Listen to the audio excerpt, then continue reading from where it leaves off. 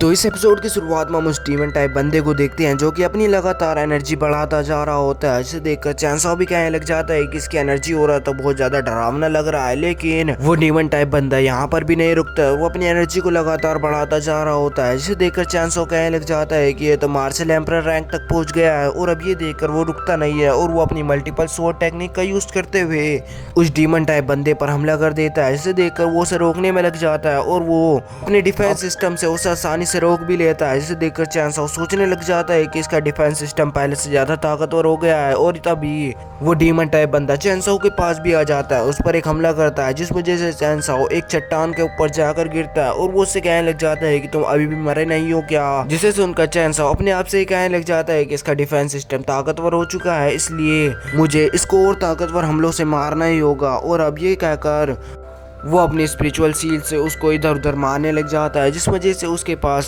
संभलने का भी वक्त नहीं मिल रहा होता है। इसे देखकर वो एम्परर कैट भी कहने लग जाता है कि इस बंदे में कुछ तो बात है। इसको पता है कि इसका डिफेंस सिस्टम इतना ताकतवर है, लेकिन तब भी ये इसको खड़ा होने का भी वक्त नहीं दे रहा। और हम उस डीमन टाइप बंदे को देखते हैं जिसे एक वक्त मिल जाता है और वो देखता है कि वो स्पिरिचुअल सील उसकी तरफ भी बड़ी आ रही है। ये देखकर वो अब गुस्से से एक फॉर्मेशन बना देता है और उसमें से एक स्पिरिचुअल हैंड को निकाल कर उस स्पिरिचुअल सील को पकड़ लेता है और वो स्पिरिचुअल सील उससे बाहर नहीं जा पा रही होती है, जिस वजह से चैनसॉ अपनी एनर्जी लेवल को और भी ज्यादा बढ़ाता है, जिस वजह से वो स्पिरिचुअल सील उससे आसानी से बाहर आ जाती है और उसके पास आने लग जाती है। लेकिन वो ऐसा नहीं होने देना चाहता है, इसलिए वो वापस से उसे पकड़ लेता है। ये देखकर चैनसॉ को अब गुस्सा आने लग जाता है और वो अपनी डीमन फायर लोटस का यूज करते हुए स्पिरिचुअल हैंड को जला देता है, जिसे देखकर अब उसे गुस्सा आने लग जाता है और वो वापस से उसके पास कॉम्बैट करने के लिए आ रहा होता है। ये देखकर वो अपनी स्वॉर्ड को बाहर निकाल लेता है और वो अपनी स्वॉर्ड में कुछ नया देखता है, जिस वजह से वहां पर सारे घोस्ट भी भाग रहे थे और वो डीमन टाइप बंदे को भी कुछ होने लग जाता है और वो कहने लग जाता है कि किस तरह की डिवाइन स्वॉर्ड है ये। और तभी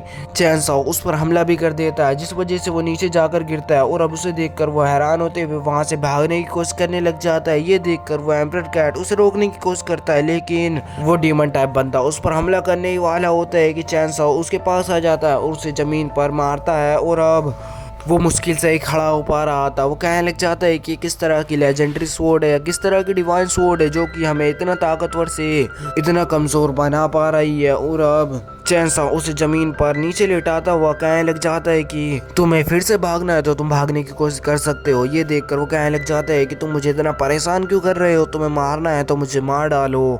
और तभी वो एम्परर कैट उसके पास आता है और वो कहने लग जाता है कि हमें तुम्हें मारने में कुछ दिक्कत नहीं हो रही है, लेकिन तुम हमें वो ट्रेजर देकर अपनी जान बचा सकते हो। जिस पर वो डीमन टाइप बंदा कहने लग जाता है कि ये तो तुम अपने सपने में ही ले सकते हो। जिसे देखकर वो कहने लग जाता है कि मैं तुम्हारी बॉडी में से उसे वैसे भी निकाल सकता हूँ। और वो उसके सारे ट्रेजर को बाहर निकालने लग जाता है, लेकिन उसमें वो ट्रेजर नहीं होता है। तो वो उससे गुस्सा होते हुए ये पूछने लग जाता है कि इसमें वो ट्रेजर क्यों नहीं है। तो वो हंसते हुए कहने लग जाता है कि मैं वो ट्रेजर तुम्हें बिल्कुल भी नहीं दूंगा जब तुम मुझे छोड़ते कि नहीं हो, और अब तुम मुझे मार भी नहीं सकते हो। अगर वो तुम्हें ट्रेजर चाहिए तो तुम्हें मुझे जिंदा रखना होगा और मुझे जिंदा छोड़ना होगा। जिस पर चैनसॉ कहने लग जाता है कि मैं किसी पर भी इतनी आसानी से विश्वास नहीं करता हूँ, तो तुम तो वैसे भी चालबाज हो। और चैनसॉ कहने लग जाता है कि तुम्हारे पास दो रास्ते हैं, पहला मैं तुम्हारी सारी एनर्जी को लेकर तुम्हारे हाथ पैर काट कर तुम्हें वहीं पर ही मार दूं, और दूसरा तुम मेरे वफादार गुलाम बन जाओ। जिस पर वो गुस्सा होते हुए कहने लग जाता है कि तुम एक मामूली से लड़के हो, तुम्हारा मैं गुलाम कैसे बन जाऊंगा। तो चैनसॉ कहने लग जाता है कि इसमें तुम्हारा ही भलाई है, तुम मेरे गुलाम बन जाओगे तो तुम आसानी से बच सकते हो। जिस पर वो गुस्सा होते हुए कहने लग जाता है कि तुम तो एक छोटे इंसान हो, लेकिन तुम्हें ये जानकर हैरानी होगी कि मैंने तुमसे बड़े बड़े मास्टरों को मार रखा है। जिस पर एम्परर कैट कहने लग जाता है कि ये कोई मामूली इंसान नहीं है, तुम्हें पता है कि इसने jade disc of heaven and earth को भी रिफाइन कर चुका है और इसने डीमंस को भी काबू किया है। जिसे देखने के बाद वो हैरान होते हुए हैरानी से कहने लग जाता है कि क्या इसने डीमंस को भी काबू किया। और यहीं पर यह एपिसोड खत्म हो जाता है।